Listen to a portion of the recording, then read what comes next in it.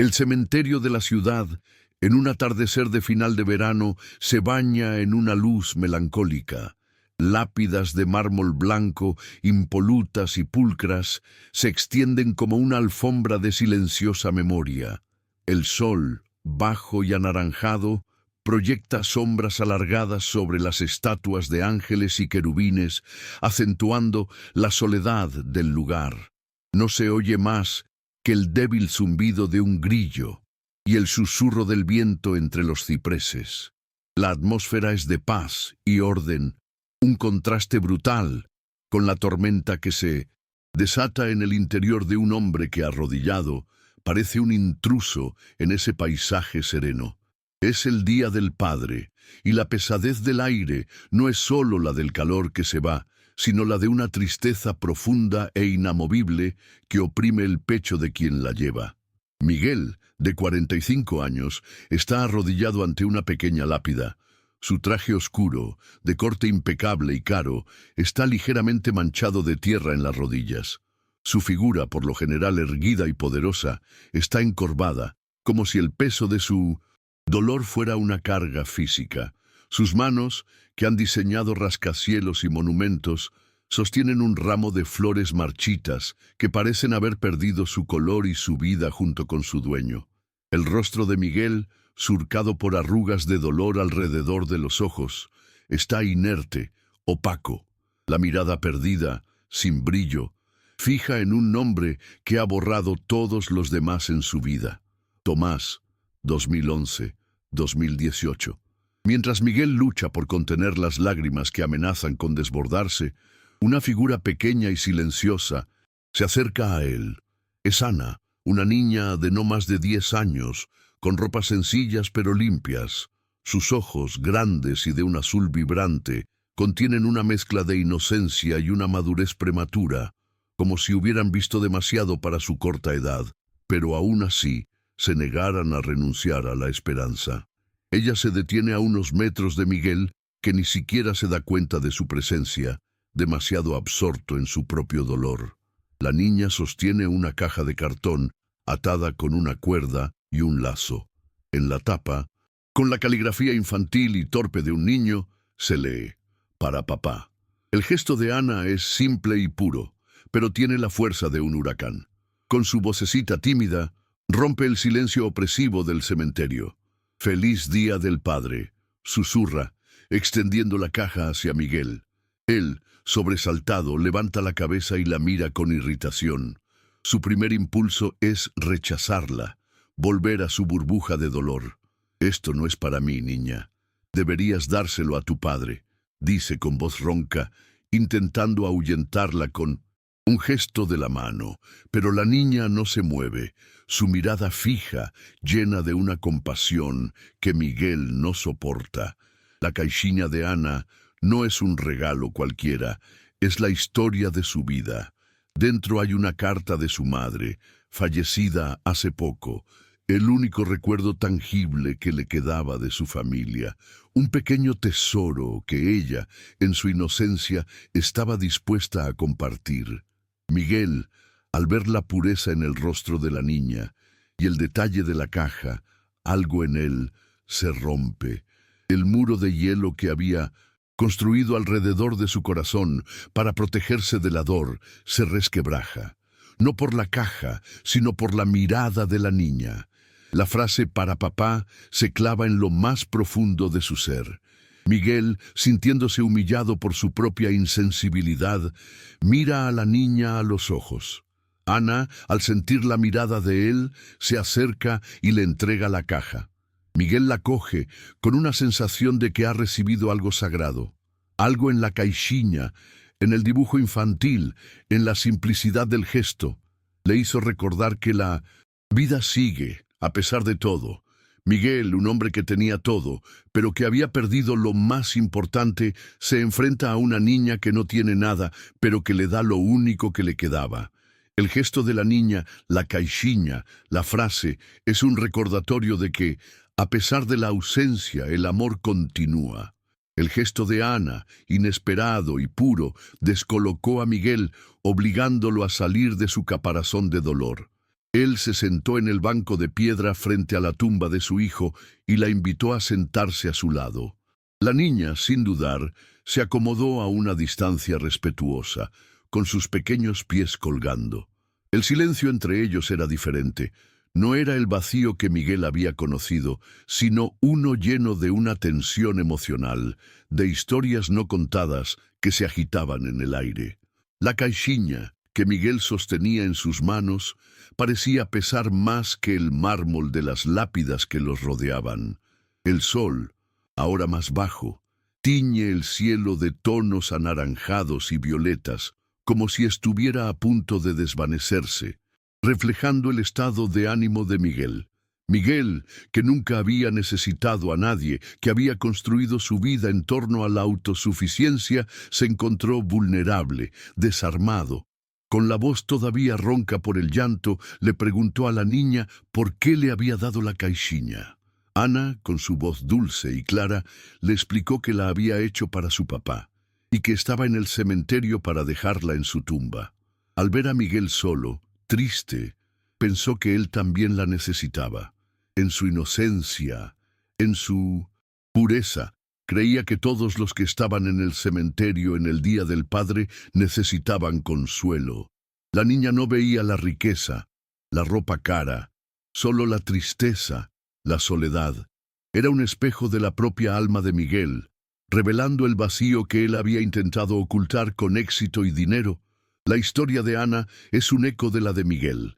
Ella es una huérfana que vive en un orfanato precario, el Lar dos Anjos, un lugar que huele a tristeza y a comida recalentada. Sus padres murieron en un accidente de coche hace unos meses y desde entonces su mundo se ha vuelto gris. La caixinha, con el dibujo de una casa y la frase «para papá», era lo único que le quedaba. La casa dibujada era la casa que su padre, un simple albañil, quería construir para ellos. Ana, en su pureza, en su dolor, se aferraba a la esperanza de un sueño que no se había cumplido. A pesar de todo, ella no era amargada ni estaba resentida. Su única preocupación era cumplir el gesto de amor para su padre, y en el camino se encontró con Miguel. A medida que la conversación avanza, el muro de hielo alrededor del corazón de Miguel se derrite lentamente. Él le cuenta a Ana sobre Tomás, su hijo, no con palabras complejas, sino con la simplicidad de un padre que extraña a su hijo. Le contó de cómo se reían, de cómo jugaban juntos en un pequeño parque cerca de su casa. Las palabras de Miguel son sencillas, pero cargadas de una emoción que él había guardado para sí mismo durante años. Ana, por su parte, escucha con una atención y un respeto que Miguel no había recibido de nadie desde la muerte de su hijo. Ella no juzga, no ofrece palabras vacías de consuelo. Simplemente está allí, un faro de empatía en la oscuridad del dolor de Miguel. El sol se oculta por completo y una brisa fresca sopla. Miguel, al ver que la niña se estremece, se quita la chaqueta de su caro traje y la pone sobre los hombros de Ana. Es un gesto de pura humanidad, de alguien que, a pesar de su inmensa riqueza, no había sentido la calidez de la conexión humana en mucho tiempo. La niña, sorprendida, le agradece con una sonrisa que ilumina su rostro. En ese momento, Miguel siente algo que no sentía en mucho tiempo, una punzada de esperanza, la posibilidad de un nuevo comienzo. El miedo al apego, a la pérdida, sigue ahí, pero la ternura de la niña es más fuerte. Miguel, con una decisión tomada, que sorprende incluso a sí mismo, le pregunta a la niña si quiere cenar con él. Ana, con sus ojos azules brillando de emoción, acepta con un movimiento de cabeza. El restaurante, elegante y caro, es un mundo extraño para la niña. Ella, acostumbrada a la comida de la cantina del orfanato, se sorprende con la comida, los cubiertos, los vasos de cristal. Miguel, por su parte, observa cada movimiento de ella, cada expresión de asombro. Se da cuenta de que la niña, a pesar de su vida dura, tiene una alegría genuina y una pureza que él, con todo su dinero, había perdido. El choque de realidades, la opulencia de la vida de Miguel frente a la simplicidad de la vida de Ana, se hace evidente. Él, en su terno caro, en un restaurante de lujo, con una niña de ropas simples, que tiene la caixinha como su mayor tesoro. Miguel se da cuenta de la inmensa distancia que separa sus mundos, pero en el fondo los une una misma cosa, el amor perdido y la soledad. Después de la cena, Miguel la lleva de vuelta al orfanato. Antes de que ella se baje, Miguel, con una voz suave, le dice que no se preocupe, que volverá a verla. Al día siguiente, Miguel vuelve al orfanato. La directora, una mujer de mediana edad de nombre señora Elvira, lo recibe con un escepticismo palpable. Ella, que ha visto a muchos filántropos de paso, no confía en las intenciones de Miguel. Lo mira con desdén, con la certeza de que su interés por la niña es una simple moda. ¿Qué puede hacer un hombre como usted por una niña como Ana?, le pregunta con voz dura. Elvira le presenta los obstáculos, la burocracia, los años de espera, los trámites interminables. No cree que el dolor de Miguel por su hijo sea suficiente para motivar la adopción. El muro de la burocracia no es el único obstáculo. La familia de su difunta esposa, su suegro, un hombre de negocios que nunca lo aceptó por completo, lo llama para confrontarlo. Estás intentando sustituir a Tomás, Miguel. Es una traición a la memoria de mi hija y de mi nieto, le dice con voz cortante. La crítica, aunque injusta, se clava en la herida abierta de Miguel. Los amigos, los colegas de trabajo, lo miran con sospecha. La decisión de adoptar a Ana es vista como un capricho, no como un acto de amor. Miguel, sin embargo, se enfrenta a todos ellos con una firmeza que no se había visto en mucho tiempo. El amor por Ana, un sentimiento que se había ido construyendo lentamente, es más fuerte que el miedo a la crítica.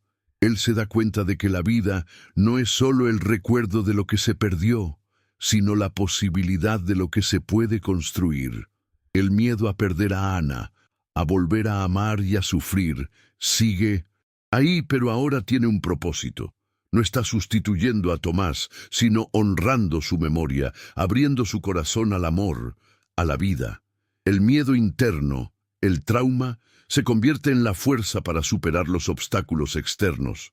El vínculo entre Miguel y Ana se fortalece con cada visita. Él le trae libros, lápices de colores, le ayuda con los deberes, le enseña a dibujar planos, a soñar con casas que él podría construir. Ana, por su parte, le enseña a vivir, a sonreír, a ver el mundo con la pureza de un niño.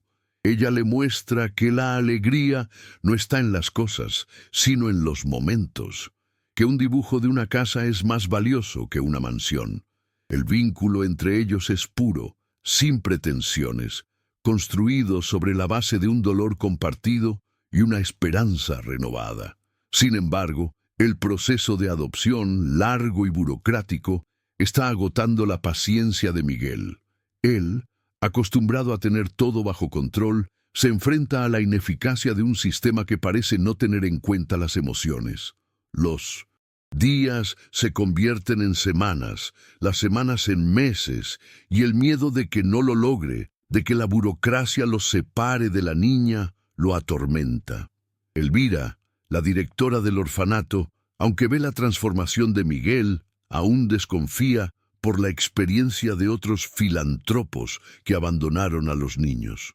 El día que Miguel lleva a Ana a un parque de atracciones, la niña le pregunta si alguna vez jugaba con su hijo allí. Miguel, emocionado, le cuenta de cómo Tomás, con su risa, corría por el parque. Ana, con una ternura conmovedora, le dice que a Tomás le hubiera gustado que ellos estuvieran allí juntos. Las palabras de la niña, tan simples y profundas, hacen que Miguel se dé cuenta de que el amor no se divide, sino que se multiplica. No es una traición a su hijo amar a Ana, es un homenaje a él. El amor por Ana se convierte en la luz que guía a Miguel, la fuerza que le permite enfrentar la crítica, la burocracia, su propio dolor, la soledad, que había sido su única compañera durante años, es reemplazada por una conexión profunda y significativa. Él, un hombre que tenía todo, descubre que su verdadero tesoro no es su fortuna, sino el amor de una niña que le muestra que la vida, a pesar del dolor, siempre tiene la posibilidad de un nuevo comienzo. La historia de la caixinha del dibujo se convierte en el símbolo de su nueva vida. ¿Te está gustando esta historia? Deja un like y suscríbete al canal. Ahora continuamos con el vídeo. La tensión se rompe con una llamada telefónica del orfanato. Ana ha desaparecido. El miedo se apodera de Miguel. La directora del orfanato, con voz temblorosa, le dice que la niña había estado muy triste en los últimos días. Los demás niños del orfanato, que no entendían lo que estaba pasando, le decían que Miguel la estaba usando para sustituir a su hijo. Las palabras, crueles y sin intención, se clavaron en el corazón de la niña. La frase, «No eres mi hijo, nunca serás como él», que uno de los niños le dijo, la golpeó de una forma que nadie podría imaginar. Ella, con miedo de ser un reemplazo, de traicionar la memoria de Tomás, huye. Miguel, al escuchar la noticia, siente un dolor que le remueve las entrañas. El miedo de perder a Ana se suma al miedo de haberla lastimado. Miguel busca a Ana desesperadamente por la ciudad. Recorre los lugares que solían visitar, los parques, los museos. El pánico se apodera de él. En el fondo, sabe dónde la encontrará. El parque antiguo, descuidado, con los columpios oxidados, donde solía ir con su hijo. El mismo parque que le contó a Ana en una de sus conversaciones. Al llegar, la encuentra en el columpio mirando el suelo, con la caixinha de papel de su padre en las manos. Ella, con sus hombros temblando, parecía una figura solitaria en un mundo sombrío. Miguel se acerca lentamente, con el corazón en un puño. Se sienta a su lado en el columpio, el metal chirriando bajo su peso. La niña no lo mira, pero él sabe que ella siente su presencia. El silencio entre ellos es pesado, lleno de un dolor que no necesita palabras. Miguel, con su voz suave y rota, le pregunta por qué se ha ido. Ana, entre lágrimas, le confiesa que teme ser un reemplazo, que teme que él la olvide y vuelva a su vida de soledad. Le dice que no quiere ser un fantasma en su vida, una sombra de su hijo. En ese momento, Miguel, que nunca había hablado de sus sentimientos más profundos, se arrodilla ante ella, en el suelo de tierra, frente a la niña, como si ella fuera la única persona importante del mundo. Con la sintosa voz quebrada por la emoción, le dice que ella no es una sustituta. Le dice que el amor no es una suma, es una multiplicación. Le dice que el amor por su hijo Tomás no ha disminuido, sino que se ha expandido para incluirla a ella. Le dice que el amor que él siente por ella es diferente, pero igual de fuerte, igual de verdadero. Miguel, con las lágrimas rodando por su rostro, le dice que ella le ha enseñado a vivir de nuevo, a sonreír, que su pureza, su bondad, su amor, lo han salvado de su propia oscuridad. Y, en ese momento, en el clímax emocional, Miguel saca un papel del bolsillo y le dice a la niña, «Este es el documento de tu adopción. Todavía no está firmado, pero pronto lo estará. Mi mayor deseo es tenerte a mi lado, ser tu padre, si tú me aceptas como tal». La caixinha de la niña, que había sido su único tesoro, ahora era un símbolo de una nueva vida. Miguel, al arrodillarse, la mira a los ojos y le pide que sea su hija. La niña, con la mirada llena de lágrimas, pero con una esperanza renovada, le dice sí. El abrazo entre los dos, en ese parque olvidado, bajo la luz de un atardecer melancólico, es un abrazo de redención. No es solo el abrazo de un padre y su hija, sino el abrazo de dos almas solitarias que se encontraron y se curaron mutuamente. El clímax termina con Miguel y Ana saliendo del parque, de la mano. La sombra de Tomás, que había sido una carga para Miguel, ahora es una luz que los guía. No es una sustitución, sino una continuación del amor. La caixinha, que había sido la prueba de su dolor, ahora es el símbolo de su nueva vida. ¿Te está gustando esta historia? Deja un like y suscríbete al canal. Ahora continuamos con el vídeo. La historia termina con la adopción oficial de Ana. El día es de sol y la alegría es palpable. El juzgado, un lugar normalmente burocrático y sin emoción, es invadido por una atmósfera de celebración. Miguel, vestido con un traje claro, sostiene la mano de Ana, que lleva un vestido blanco y un lazo en el pelo. El documento firmado por ambos no es solo un papel, es la prueba de que el dolor puede transformarse en amor, que la pérdida puede ser el comienzo de un nuevo camino. La mirada de Miguel, que antes era opaca y sin vida, ahora brilla con una intensidad que refleja la felicidad y la realización de un sueño que él no sabía que tenía. La presencia de Ana en su vida no borró la memoria de Tomás, sino que la hizo más luminosa. Un recordatorio constante de que el amor, en sus varias formas, es lo que da sentido a la vida. La siguiente escena es en el cementerio. Miguel y Ana, de la mano, caminan hacia la tumba de Tomás. Pero la atmósfera es diferente. No es de tristeza ni de luto. Las flores que ellos traen son frescas, coloridas. La presencia de la niña en el lugar es un símbolo de vida, de renovación. El cementerio ya no es el lugar donde Miguel se refugiaba en su dolor, sino un lugar de memoria y de amor compartido.